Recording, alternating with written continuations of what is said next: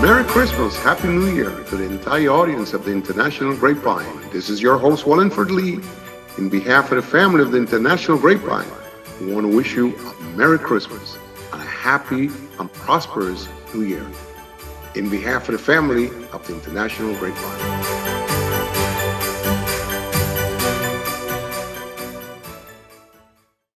Dinkins won on the idea moving past the division and fractures of the catch administration years.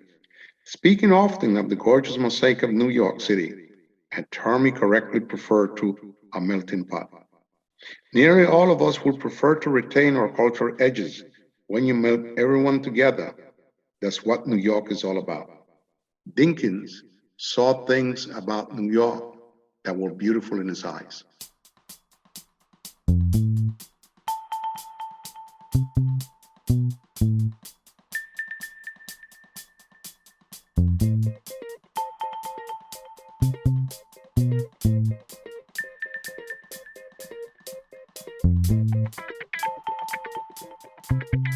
Good evening. Welcome to a special edition of the Queen's Grapevine. This is your host, Wallingford Lee.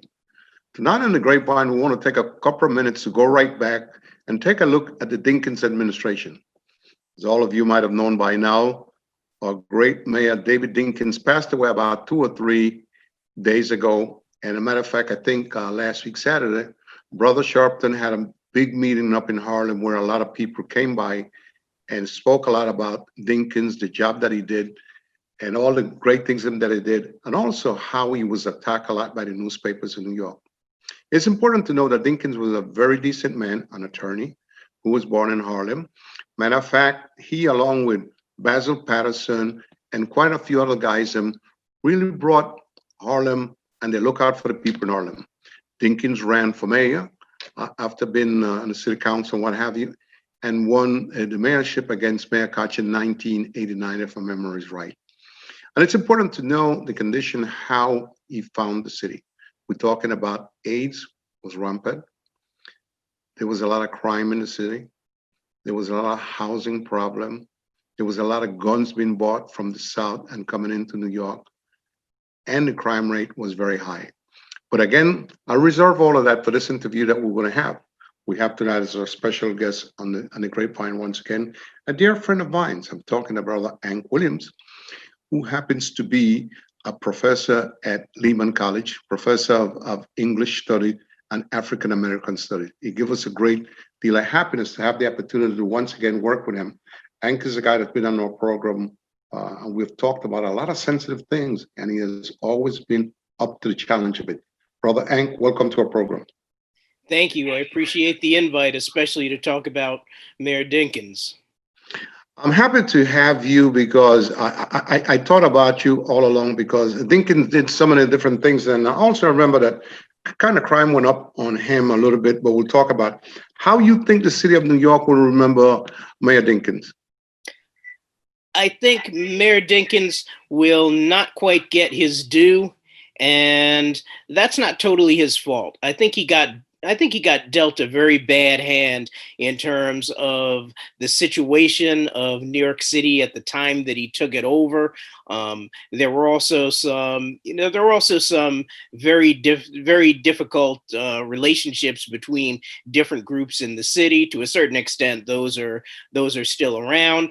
And finally, I mean, to be very honest, as I think we can see with our current mayor, which is Bill de Blasio, being mayor of New York is really a thankless task in a lot of respects. And if you actually take a look back at the history, it's basically a political graveyard for just about everybody who takes the job. I couldn't agree with you more.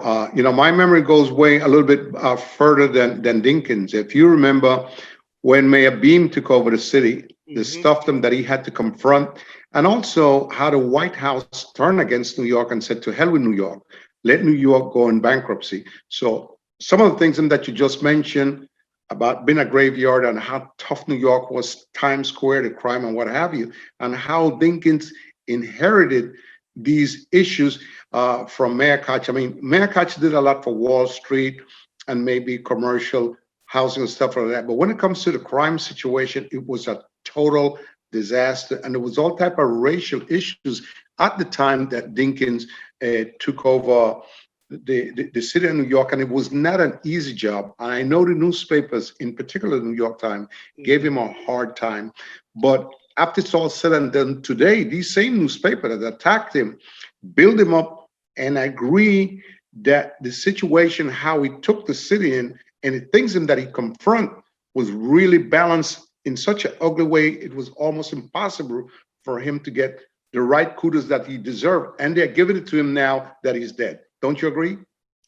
Yes, and I think we also have to see David Dinkins not only in the context of New York City history. I think we have to take a look at him in national and even world history. And I say that because you have to remember, Dinkins takes office in 1990, but a lot of what paves the way for that is Harold Washington's, win as mayor in Chicago. And you also have the 1984 and 1988 Jesse Jackson presidential campaigns. So what that really does is energizes people on a national level, very similar to what you see happening in the Obama campaign, almost a generation later. And we have to connect that to the other things going on at the time too. Nationally, you have the 2 terms of Ronald Reagan as president, and that really puts an emphasis on the racial situation nationally. Interestingly, not totally dissimilar to what we're having right now. And you also have finally the struggle against apartheid in South Africa, and Dinkins even steps into that in his own way in the decision which he very much pushes to have New York City divest from South Africa and add even a little bit more pressure on the regime. So I think once we see Dinkins as part of this much larger political picture going on that's often not really told about politics in the 1980s and 1990s, you begin to get a little more sense of exactly where he stands. Well, like I started the show by saying, that I think that Dinkins is one of the most decent person and an excellent dresser and a gentleman. A lot of people took that kindness and professional attitude of him as weakness sometimes, and they were very wrong. He did so many different things for the city, especially for children, especially for housing, and he never got the credit for it until now. He didn't even get the credit at the time. The police department was not very well set up, and I remember him raising taxes to increase the police force to combat crime, and crime started going down. But we'll get to that. I want to go back to one thing. At the time when he ran against Koch, what was he facing before he beat Koch? I mean, there was racial issues going on in the city, and if you remember, Koch went through 3 periods. I guess the first 2 periods it was good. The last period, which is when it really got out of control, when he walked around, "How am I doing?" You might remember those famous words. He would walk around, and this city racially was a total disaster. And one of the things that Dinkins said is that I will heal the city, and that was his motto. He also used the great, beautiful word that a lot of people have copied, that New York City is a beautiful mosaic. And so let's talk a little bit about how we went up against Koch, what he confronted, and how we won that mayoral office. Thanks. I'm glad you bring that up because that's key to the story as well. And much of that, as I just mentioned, in terms of what's going on nationally, you also see that going on locally. In terms of, particularly in terms of police brutality, which is an ongoing thing. But you have a couple of, very high profile killings of, Black folk by police officers, some of which happens on Mayor Koch's watch. You also have these, extrajudicial killings of black people by by groups in New York City. Most specifically in in Howard Beach, Howard Beach, Brooklyn. You have an incident where young black man is going out there to look for a car, and ends up getting chased by a white mob, and getting killed. And as a result of that, you actually have several years worth of very well coordinated protests called the Day of Outrage. And some of the people involved in that, if you're connected with New York City history, you would definitely recognize. Probably one of the most prominent people to emerge from that Sharpton. is Reverend Al Sharpton. But he's by far not the only one, and arguably not necessarily even the most important one. You have people like Abubadika Sonny Carson, long time Brooklyn activist who gets started in late 1960s. Is involved in, is very much involved in school issues of equity, helps found Medgar Evers College, whole lot of other things. So much of what's happening is seen as Koch's inability and, to a certain extent, indifference in terms of the issues that Black folk are facing in New York City. And Dinkins runs a very energetic campaign, and also very deliberately reaches out to all sorts of groups within the city. So he recognizes that the vote of the Black communities in New York City is absolutely essential to what he's doing. Yet at the same time, he is very careful to try to involve as many groups as possible. Now, part of that is simply just political pragmatism. His people are very smart. They run the numbers. They realize what you have to do to win in New York. But I think, as we see during his mayoral tenure itself and after that, that part of it is, a much more deeply embedded sense of humanity, and, of how he sees the city and how he sees the world, which, to be very honest, didn't always work in his favor, because he gets presented with a lot of issues during his administration that, quite honestly, there is no very easy resolution to. It was a tough period. You brought up Howard Beach, and I'll never forget that this young man went out to Howard Beach to buy a car, and was confronted by about 6 or 7 young Anglo kids who decided to beat him with bats, and they chased him, and he ran, and he ended up on the expressway where he was killed. And that brought a humongous division into the city in more ways than one.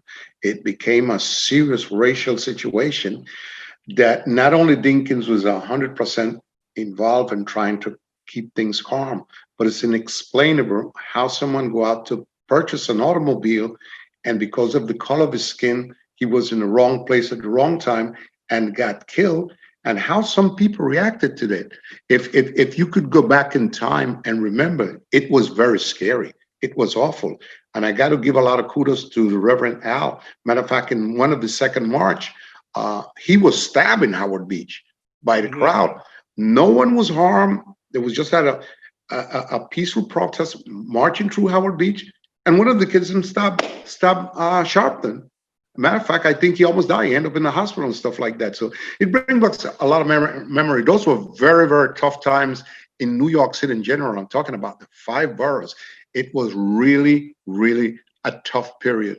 And a lot of youngsters today don't know who Dinkins was and don't know what he went through.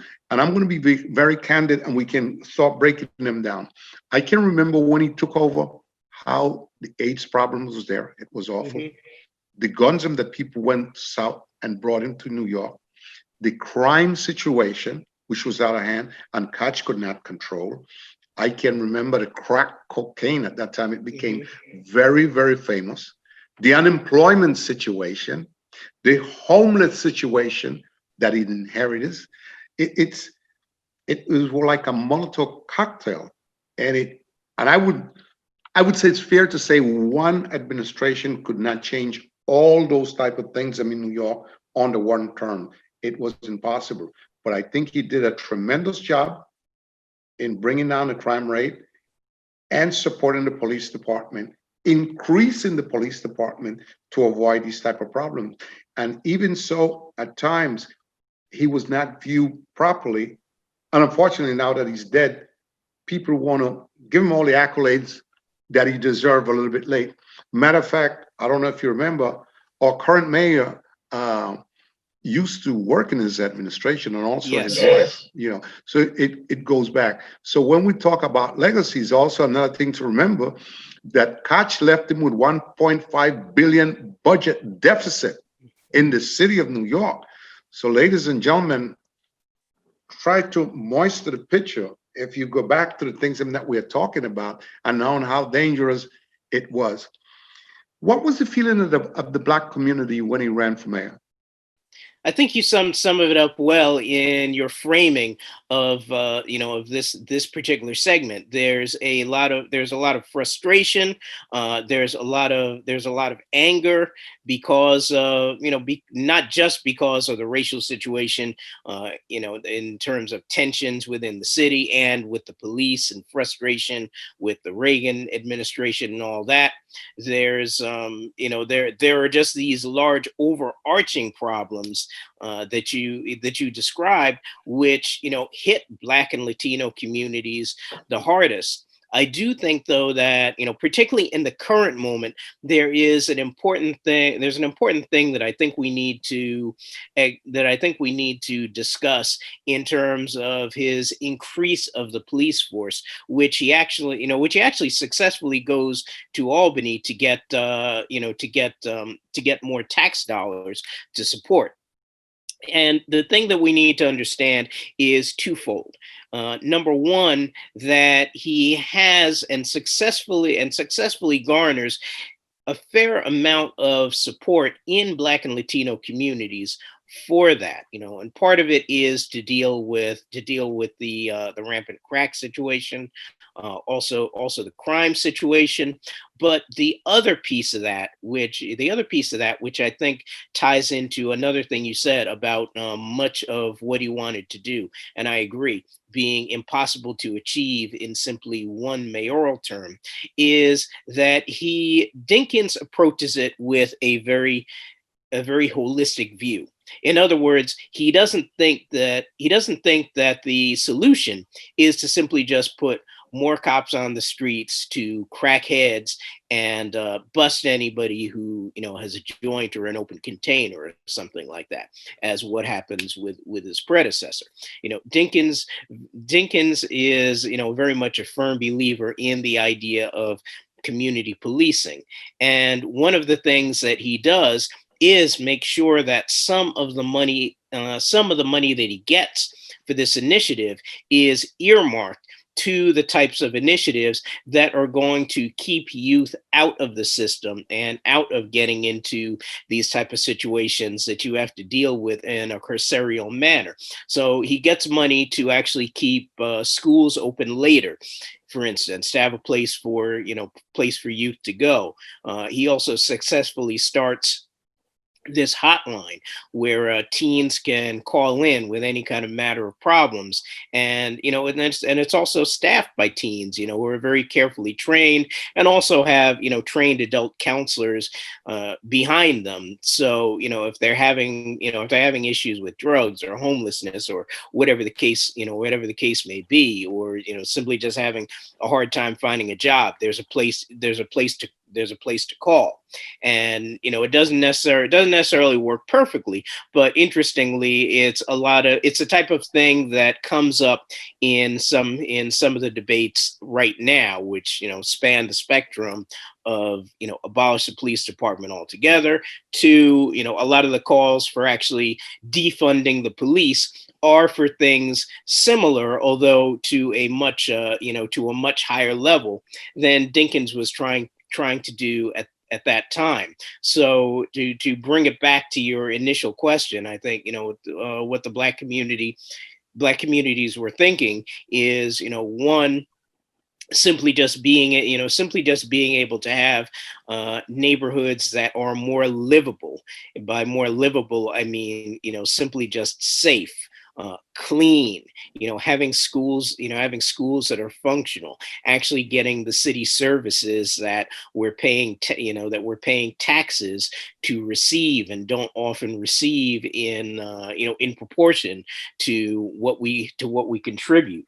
And there's a lot of hope, when Dinkins is elected, that a lot of these issues are going to be taken care of, or at least paid more attention to.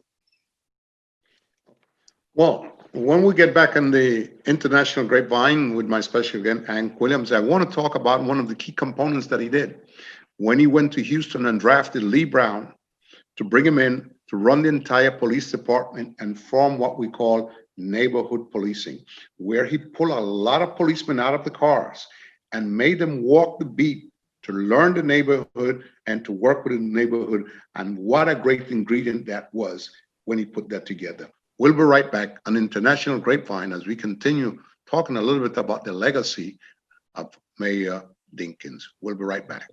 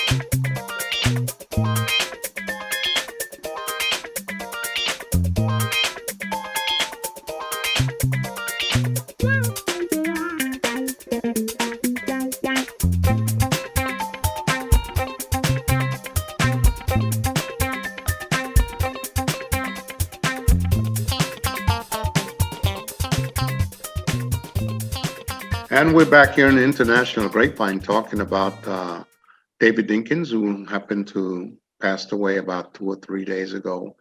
And all over the city and the newspapers are talking about the period of time that he was a mayor for 4 years in New York City, and some of the things that he did and some of the things that he could not accomplish. As I started the program, I thought about what a difficult job it was, what New York City was back in 1989, 90, what it was like. For lack of a better word, a good portion of it was a jungle, and trying to bring it under control was not an easy thing. Those of you who might have a good memory remember the last year of Koch, the amount of corruption that he had in the city, not him personally, the people that work for him or what have you. All of that Dinkins inherited, and we're not crying, but we're talking the reality of it and how it went for any mayor in his case also to clean it up, and working with the police department, how we increased the police department. When we left a few minutes ago, I talked about drafting Lee Brown to come in from Houston to run the entire police department. Do you think that was a good move? I think it was about the best that he could do in the situation. And, as we talked about, Dinkins has a very expansive vision.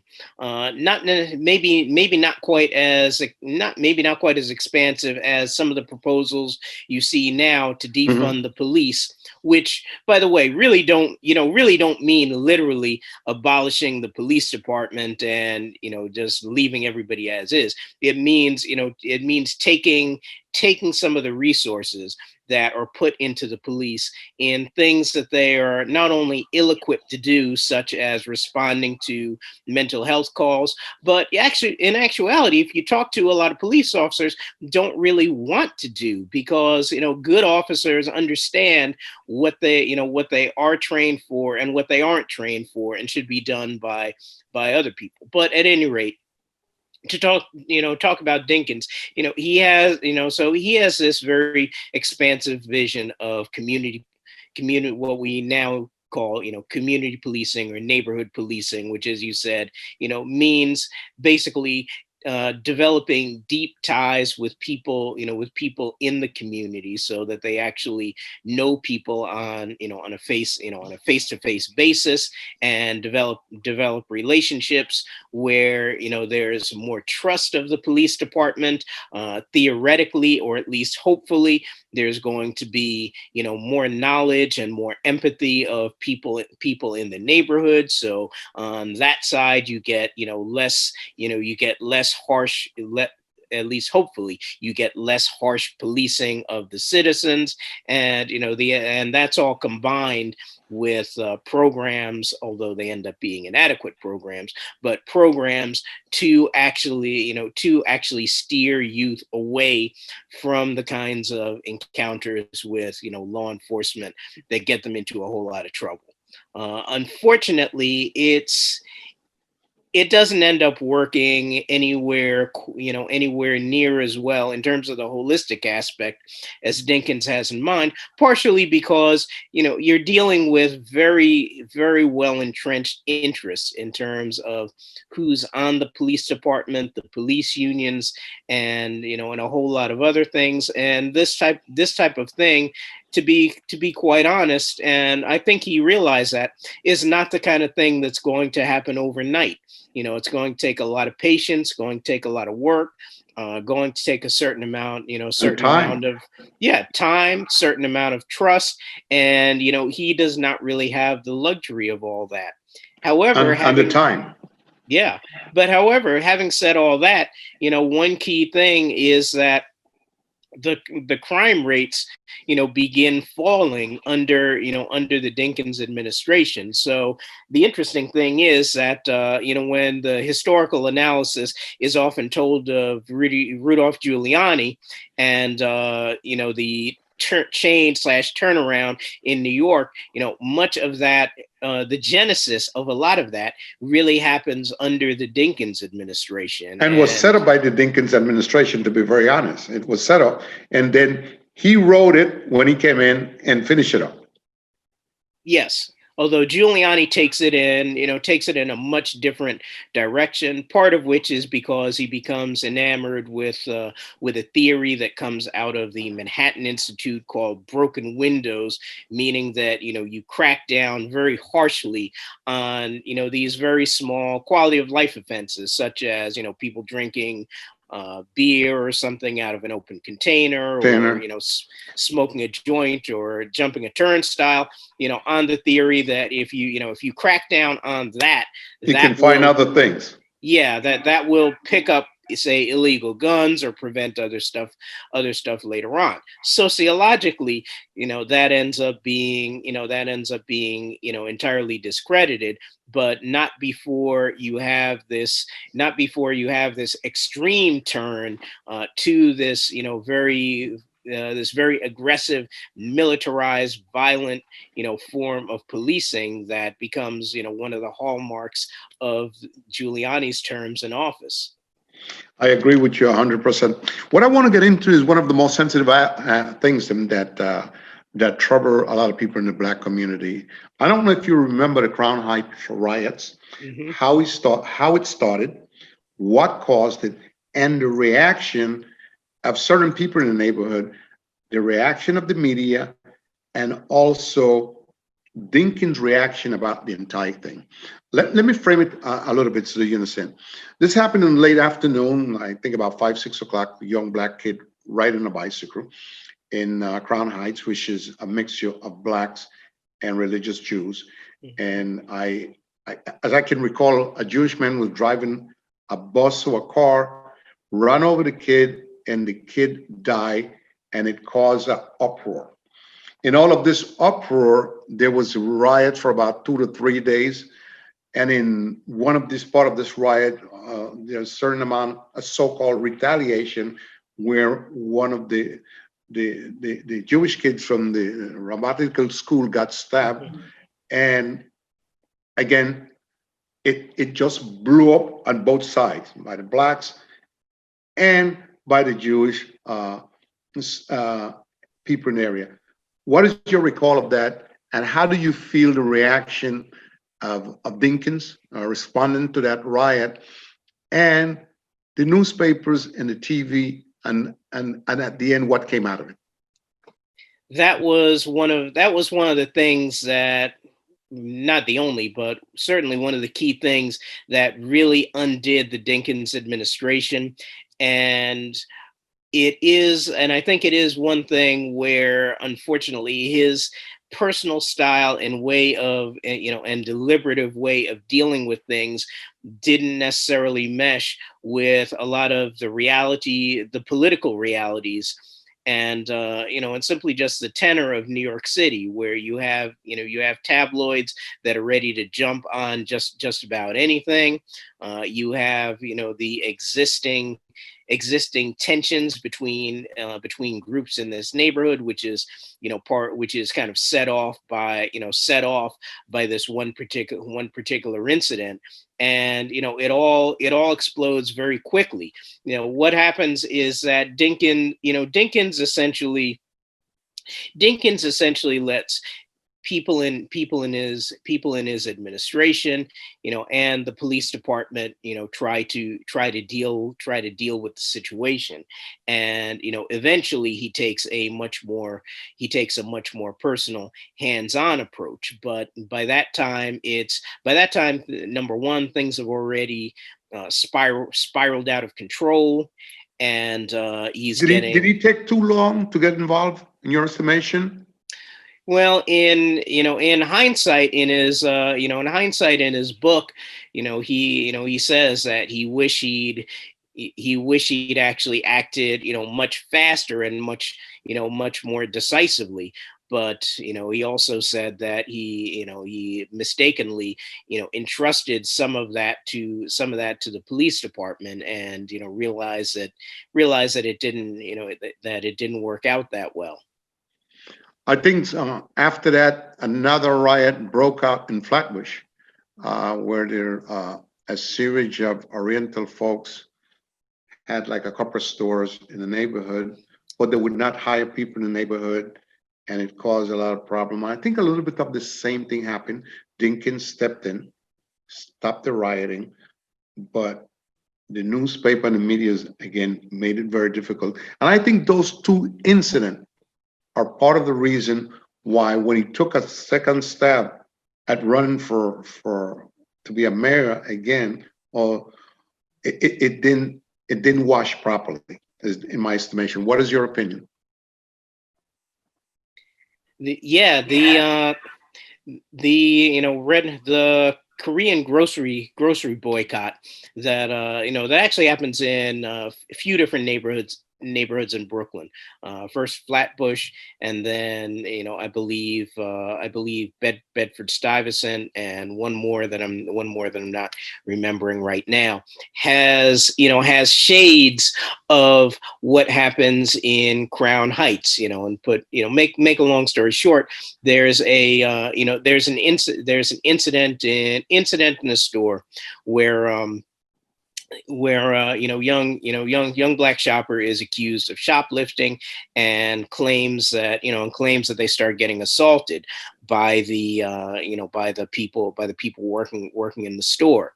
And that sets off a coordinated reaction by the community, interestingly by a lot of the same people involved in the Day of Outrage protests. And the boycott ends up being fairly effective in terms of cutting off revenue to the store. Dinkins actually, partially learning from some of the other things that are going on, steps in more decisively to mediate in two of the incidences of these grocery store boycotts. One of them keeps going for a good bit of time. Dinkins also receives a lot of flack from the Black community because he actually goes to one of the stores to try and support the grocers, essentially. And this is not selling out the Black community, but just to say that, look, I see both sides of the situation, and we're dealing with a very difficult thing, because you're also dealing with similar things to what happened in Crown Heights. There are a lot of tensions between the Black and Korean community. Some of them have to do with different cultures. Some of it has to do with not a total understanding on the part of the Koreans from everything that Black people have had to go through in this country and in the city. And you also have the economic piece, where for a variety of reasons the the relatively recent immigrant groups are able to come in and have the capital to set up businesses and things like that Black folk, because of a lot of sociological things and a lot of historical things, haven't really been able to do. I mean, Spike Lee kind of brilliantly summarizes all that in his 1989 film Do the Right Thing, where you really see, I mean, the center of it is this horrific act of police brutality against one of the characters in the film. But that's really just the spark that kind of lits the powder keg off. In the 2 hours of it, you see all these micro tensions between different groups who are living literally side by side, because the entire film is shot in one block. And how that is managed, and sometimes not managed very well. And that's what and that's a lot of what New York City at that time is like, and what Dinkins has to navigate. And it wasn't an easy thing, no matter how you look at it. Again, it's easy to criticize the situation, but so much was happening in New York City within those periods of times. And they were not pleasant times, the drugs, the problems, the riot. It wasn't an easy thing. Let's talk about when he decided to bring Mandela to New York and how Mandela was received. Let's talk a little bit about that. What a beautiful thing that was, and his idea, and how New York reacted to Mandela's visit. Yeah, when Nelson Mandela is come, I mean, he is, received, very properly, given essentially the treatment of a head of state. He is received here as the heroic type and very important historical figure he is. Dinkins obviously has, a lot personally connected with it, in terms of being one to further the move against the apartheid, moves against the apartheid regime in South Africa. And all of that really just comes back home when Mandela is received here, by Dinkins, and by a whole lot of other people too. And certainly the effect on regular people in New York is, the reception for Mandela is absolutely huge. Very huge, very, very huge. How do you feel about how influential he was in getting Arthur Ashe Stadium built out in Flushing? And as you look at it, his creativity, how much he fought to get that done, and the amount of revenue that's bringing to New York back then and even now, and how famous tennis got in New York thanks to his influence. Dinkins actually sees that as, one of the key things of his legacy that, he was very, very proud of.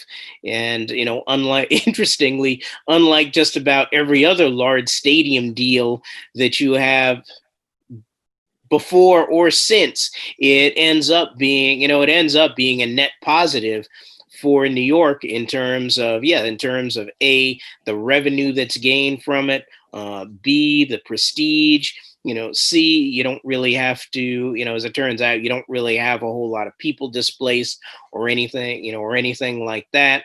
And, and it was something, and I think it's important to remember that it was something that was seen as, somewhat of a folly or boondoggle in, some elements when, while he was pushing it through, which by the way, he does pretty much almost on the way out, as mayor.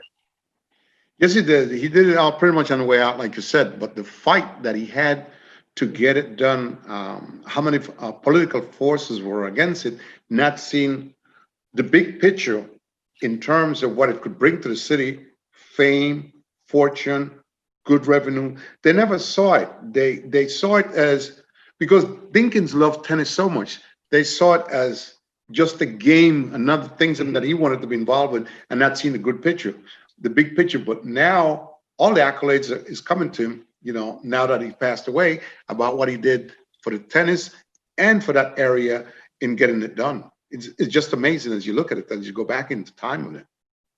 Yeah. Well, let's talk a little bit about the newspaper. What is your opinion about how he was treated by the media while he was mayor, one, in terms of when he got elected, in terms of the riots, and in terms of when he left? In that frame, I want to talk a little bit about the behavior of Giuliani and the police department, that ruckus and obnoxious behavior that they did, and how they performed against Dinkins while Giuliani was running for mayor against him. Well, I think I would actually like to start this out on a positive note. So if anybody sees or can pick up, the current edition of, our New York Black newspaper, really one of the premier ones in the country, Amsterdam News. As you can see, they have a whole section that they just put in, as I was told, pretty much at the last minute as they were going to press, because they normally publish on Thursdays, and they had to publish Wednesday last week because of the holiday. So I think it's important to remember that there are always several different narratives in the press. So yeah, he's going to the more influential one citywide is, what you get reported in the tabloids, what you get reported in the New York Times. The tabloids are generally always looking to fan the flames, because they really operate on spectacle and the spectacular and all that sort of thing. But you also have this parallel narrative going on within the Black press. And, at that point, you have the Amsterdam News that's still around, but you also have the City Sun coming out of Brooklyn. You have, WLIB and WBLS, which are still Black stations at that point. And, by Black, I mean not only Black owned by Inner City Broadcasting, but, are very much channeling the actual voices, actual on the ground voices of the Black community, which is something that we don't really quite have now. But but a lot of the split comes because a lot of what becomes the kind of common sense, or maybe commonly understood narrative of Dinkins is hyping up things like Crown Heights, hyping up things like the Korean grocer boycott, things like that, where you don't necessarily have Black voices put front and center, and or listened to, or treated with the type of nuance that you really need in those type of situations, where you really need to realize that there are some longstanding tensions. There are some legitimate grievances by his members of the community, particularly by a lot of the Black communities. And, you got to figure out some way to actually deal with that so that people can actually live together in a reasonably civilized, peaceful way, which can be done. But you're not going to do that just by hammering people over the head or by exacerbating the tensions that are there. Well, let me just say this. I happen to agree with you, and I'm happy that the Amsterdam News did an article. I'm going to go out and get that because that's one of the biggest Black newspaper that for years before I got involved with the Daily News or the New York Times, which I read, it brought you the news about our people, about our neighborhood, about housing, about needs, about jobs. It was a extremely credible newspaper, and it's still around. And you also mentioned WBLS, WWRL. These are radio stations that cater to us in the community, kept us very well informed of everything that was going on with the grapevine of 411. It kept us totally informed of everything that was going on. As we say goodnight, I want to take this opportunity on behalf of the family of Grapevine, first of all, and thanking you so much for being my guest and touching on all these sensitive things that our brother David Dinkins went through, the pros, the cons, and what it was like. I hope, by the way, that was framed by you and the speaker here. Those young ones that are coming up will have the opportunity to read some books about Dinkins, because I think he wrote 2 books, and also all the newspaper clippings to know what he went through over that period of time and how seriously it was, and the reaction and the behavior of certain people in New York. But more importantly, I want to take this opportunity also to say that Mr. Dinkins was a very responsible and serious man, and I consider him he was a good mayor. He had a few up and downs, a step of times, and he was there all the way through. And again, thank you so much, Brother Williams, for being my guest and for talking about these sensitive issues tonight. Appreciate the opportunity. And again, this is Wallingford Lee saying to you, thank you for watching our programs, and I can attest to you that we lost a good one when Dinkins passed away. Good night.